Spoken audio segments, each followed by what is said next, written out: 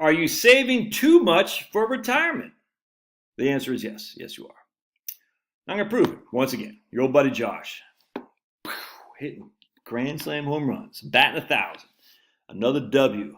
Another notch in my belt. I'm just getting these W's left and right. All right, so this is an article from my man, these two gentlemen, Massimo Young and Sunak Chatterjee from Insight Advisors or something like that. And these are both CFAs. And just using the new data that comes, the data comes fast and furious, that your old buddy Josh is correct once again. All the other people are wrong about spending. Your spending does not increase with retirement. It doesn't. And with inflation and retirement, it goes down. Again, and again, the evidence is so overwhelming that for anyone to say otherwise, I don't understand. It's kind of like these climate change people. It's like, dude, these people are so glommed on to this idea of a global warming that they can't, like I just posted a text from Bernie Sanders from 2021, in July of 2021. It is the hottest month ever on the earth. I'm like, oh, dude, are you that? He said the hottest month ever. It's so freaking stupid. And I can't believe people fall for this crap. Oh, anyway, so the same thing here. It's like, I guess once you have it so ingrained, it's tough to change. Really it is. And I guess people are in my business and otherwise, they're so ingrained that the idea that your spending is going to increase every year with inflation. And no matter what evidence comes down, they don't want to hear it. Saying again, going back to climate change. We're all going to be freaking, if you're living in Miami will be underwater by the end of 2030. It's just so stupid. The oceans are rising at like 1 millimeter a decade or something like that. It's insane. But people don't want to hear it. Most people do, because I think they get the scam now. Global boiling is what the UN idiot says.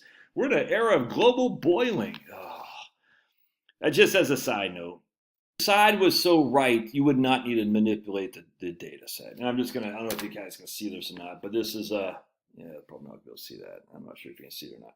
They changed the data to make it look like heat kills as many people as cold does. It's not even close. And they changed the data like in terms of the presentations. You don't have to lie if you're on the side of the truth. Let's just put it that way.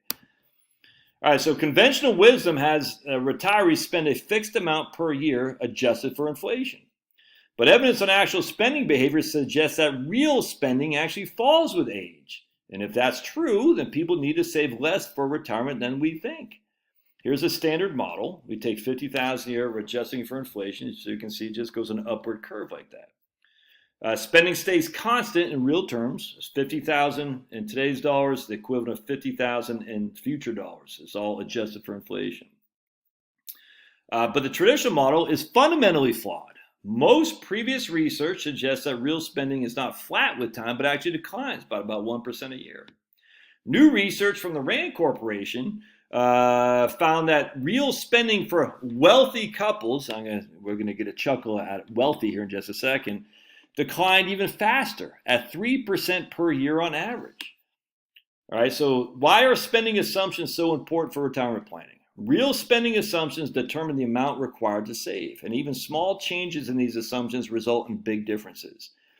To demonstrate how different, we compare 3 real spending assumptions. A baseline of 0%, and again, that would be right here, 0% real. So their spending goes up each and every year with inflation. All right, so $50,000 a year adjusted for inflation is $50,000 today and $50,000 in 30 years. All right. Previous research of negative 1% each and every year. And then the new Rand research of negative 3% each and every year. And we're going to use an inflation rate of 3%. All right, so basically, if you have an inflation rate of 3%, our effective change in nominal spending is 3% per year. If we have inflation of 3% and yet we have a negative 1% spending, our inflation rate is 2% a year.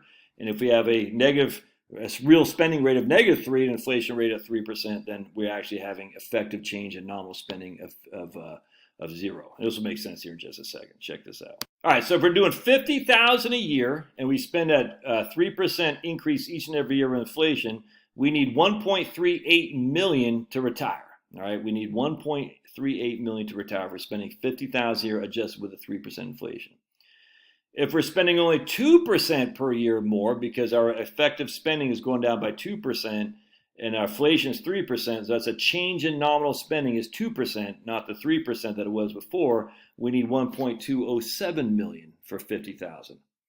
The RAND research would say if we have zero spending increases, essentially because of inflation, the increase in inflation is being offset by decreasing in actual your spending. You don't want to go see the Redskins. You don't want to go see, I don't know, whatever, movies and whatnot. You don't want to go entertainment. You're eating hot dogs as opposed to ribeye anymore. Then we only need $129,000, a 33% decline in the amount need for what we need to save. $929,000, 33% less than what the conventional wisdom says. Why would the conventional wisdom keep pushing this? I wonder why. Because that's what they get their fees on. How did RAND arrive at their study? The recent RAND study looked at spending patterns using the HRS, Health and Retirement Survey from the University of Michigan, and they looked at it from 2005 to 2019. They sampled over 4,000 households aged 65 and older, right? And it's a longitudinal study where they followed these households. For example, one surveyed household was married in 2005. Back then, the husband was 73 and still working. The wife was 70. By 2000, and she was retired. By 2007, the husband had retired, and both appeared 14 years later in the 2019 survey. So 14 years later, they were 87 years old and 84 years old, respectively. So a single household's real spending experience. So here's their spending right here in 2019 dollars. Oops, it dropped. Look at that.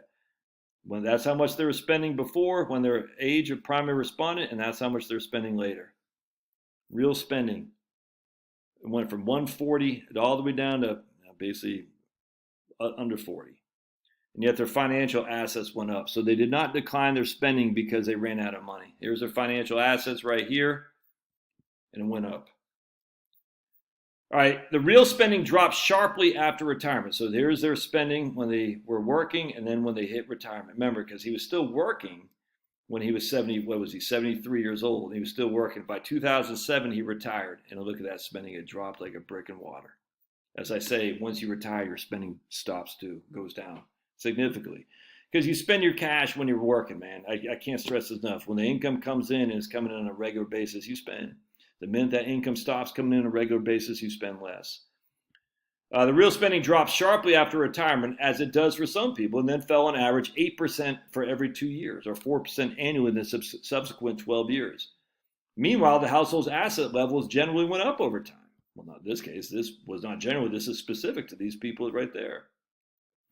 The RAND study aggregated data like this across individual cases and used regression analysis to estimate how spending trends tend to change with age across with thousands of households. It also broke the data into couples versus singles, as well as by how wealthy the household was around age 65. And here's wealthy couples, by the way. So these are the wealthy couples. The median assets were 427. That's considered the wealthy. All right, that's the median asset, a single right there. 427 if you're single. That's the median wealthy household. The median wealthy household, if you're married, was 1.2 million. That's the median. All right, so that's good, but that's certainly not freaking, Mr. Burns wealth. You see what I'm saying? I mean, so if you're single, the median wealth that you had was $427,000, and your average real change in spending went down by 1.5%. If your household was 1.2 million, just got off the phone with some people in Houston, 1.4 million, and she's worried about running out of money. He's like, he wants to spend more. I said, go ahead and spend some more. And she's like, don't tell him that. They're great people. They're crushing everywhere. But I said, no, come on, now you can. It's okay. You can. He's like, really? I said, you fly freaking first class, for heaven's sake. Come on. Because we know they got 1.4 million. Their spending, according to RAND, will drop by 3% a year. Their real spending. A key outstanding question is whether retirees want to spend less or whether they have to. Well, as you can see here, these people, this is the green. That's their real wealth. That did not have to spend less. They did because they aged out. That's just a fact. Depending on the answer, financial advisors should either plan for these spending declines we saw in the data or help clients avoid them. All right, let's see. Affluent people lower their spending about as much as less. Affluent people lowered their spending about as much as less affluent people did. Interesting. Budget shares for gifts and donation rise. I wonder if anyone wrote a book about that. Relax and retire, debunking inflation fears. Oh, you're right. And budgeting shares for gifts and donation rise. So they're obviously not running out of money. Check this out. A separate RAND study reported that the majority of individuals at advanced ages reported less enjoyment from spending on travel and dining out, leisure activities, and new appliances, clothes, or a car. So they just didn't get that much juice of going on travel, dining out, leisure activities. At the same time, indicators of financial constraints were much less frequently reported with advanced ages. So if the decline in spending is in fact voluntary, that would validate Michael Stein's idea from 1998 that there are 3 phases to retirement: the go-go, the slow-go, and the no-go years. But what about healthcare? Healthcare costs should be dealt with separately. Another big question is about out-of-pocket expenses for healthcare costs. Do the no-go years come with increased spending on nursing homes and long-term care, which were not covered by Medicare? All right, the RAND study referenced another paper that found these expenses were concentrated on a small proportion of households. Oh my goodness, like someone who's been preaching for 6 years on this YouTube channel. It showed the median out-of-pocket spending in the last year of life was $6,300. The median. 50% of the people have more, 50% of the people have less. Just 5% of households spent more than $62,000 in out-of-pocket healthcare costs. As the authors noted, at least at the median, accounting for out-of-pocket costs would not materially affect our findings about declining spending with age. As many advisors know, because end-of-life out-of-pocket costs can be very high but are not accrued by most people, it makes sense to insure against this risk by long-term care insurance or just having your house paid for. To see why, for the simplicity, assume that 5% of the wealthy people spend $200,000 on out-of-pocket costs. Right, so I'm not even talking about insurance. I'm just saying at the end of the day, if the median is spending $6,300, and even if you spend $200,000 in the top 5%, your house is going to cover that, or you have financial assets to insure for that. But I get it. 5% of the people do spend a significant amount of money. I grant you, and 15% will spend, probably over $100,000. But the median is $6,300. Anyway. As always, the evidence is there. The truth will ultimately come out. And when it does, don't say you weren't warned. When you find out about the moon landing, you're like, that guy Josh was preaching this for a long time, that maybe there was a fake. You'll hear it from me. You'll initially get mad. You'll say, but I would need to save $25,000 million a year in retirement. And then when you hear the truth, say, that guy Josh, he's always batting 1,000. When you hear about the moon landing, you'll say, but Josh, he told me. He said, yeah, that guy. I should follow your old buddy Josh, because I don't take telling you these truths lightly. I do research. I look into it. I think about it. I said, I think the evidence is pretty overwhelming. Hey, love your thoughts. If these videos help you, of course, buy me a cup of coffee. This is Doobie Duke, and we'll see you next time.